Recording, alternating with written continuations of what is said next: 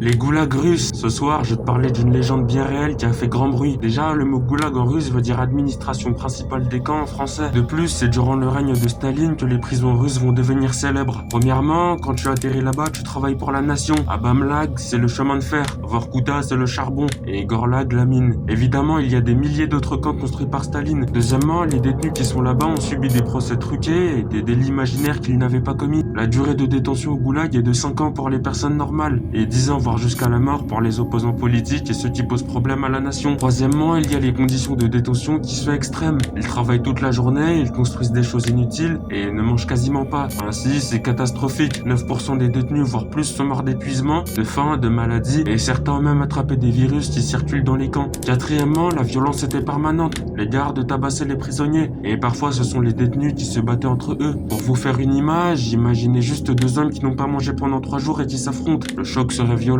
Et bien sûr, personne ne sait pas. Autant vous dire que quand vous êtes remis en liberté, vous n'êtes plus la même personne. Pour conclure, c'est quand Nikita Khrouchtchev va prendre la succession de Staline que les camps vont devenir moins violents. Mais les archives soviétiques estiment que les travaux de Staline ont fait plus de 2,5 millions de morts, sur un total de 18 millions de détenus. Abonne-toi.